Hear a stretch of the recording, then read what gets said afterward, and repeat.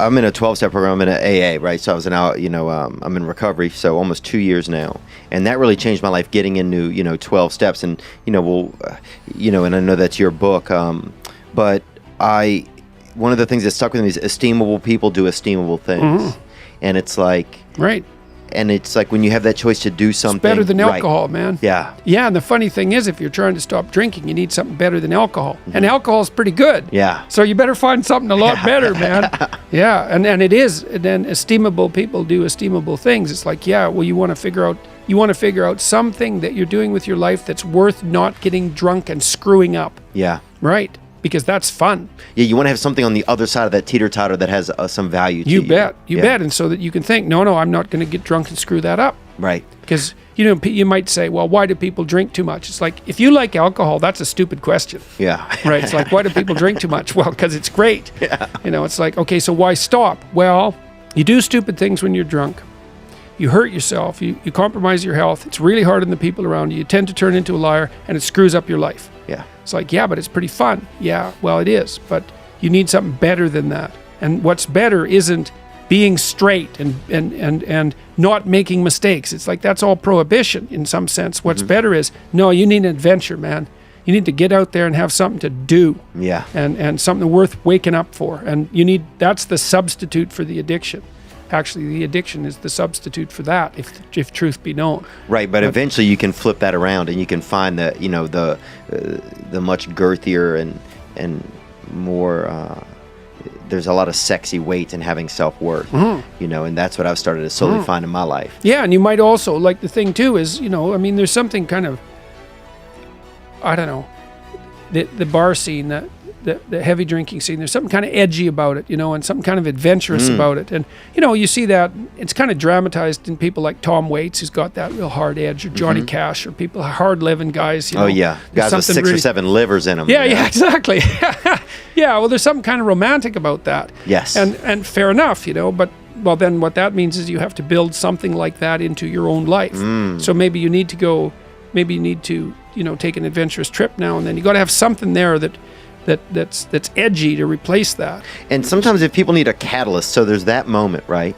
Like for me, the catalyst was like, I needed to I was experimenting with cocaine, and I sacrificed like a neat job opportunity with that. I had planned on being there for the job, and next thing you know, I'd spent the night doing cocaine. Right. So I realized, okay, this is a little out of my control, so I have to make this. But if people don't have that sort of... I'm sure this must have happened when you decided to stop drinking.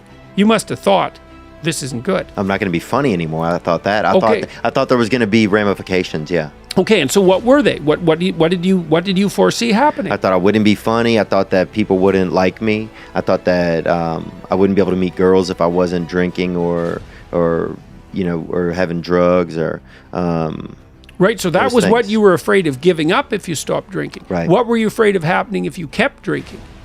I was afraid of not achieving my dreams. I was afraid of, ending up a drug addict. I was afraid of dying in my sleep. Something, dying under the influence. Okay, so it's not like that doesn't happen to comedians. Right, it happens a lot. Yeah, it's one of our go-to moves. Right. Well, exactly. Well, it's not an occupational hazard because you're up late at night and you're around bars all the time. It is.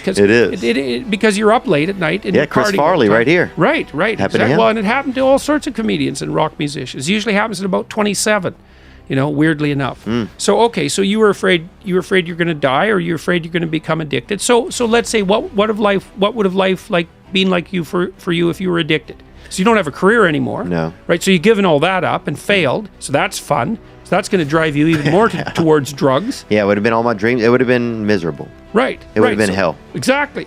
So why quit drinking? So I don't end up in hell. Hey, there's a reason to stop. And then if you make that hell real, it's like, here's all the details of my personal hell.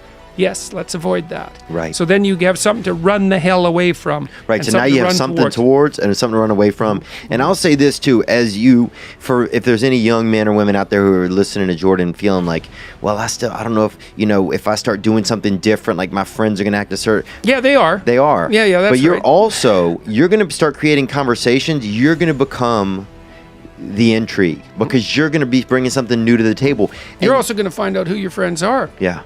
Because if you're starting to put your life together and you have friends that object, those are not friends. Those are just people you know. They're not friends, because a friend is someone, this is one of the hallmarks of a friend. Here's 2 hallmarks. A friend is someone you can tell bad news to, and they won't tell you why you're an idiot, and they won't interfere with your suffering. They'll just listen, and maybe they'll suffer along with you. Okay, so you can tell bad news to them, and they won't tell you some worse thing that happened to them. They'll listen, and they'll suffer along with you. But a friend is also someone you can tell good news to, and the friend will say, wow, in this vale of tears, something good happened to you. Great, man. Congrats. I'm wonderful. It's rare. It's unlikely. Good for you. I hope 10 more things like that happen. And they're not envious, and they're not jealous, and they're not one-upping you.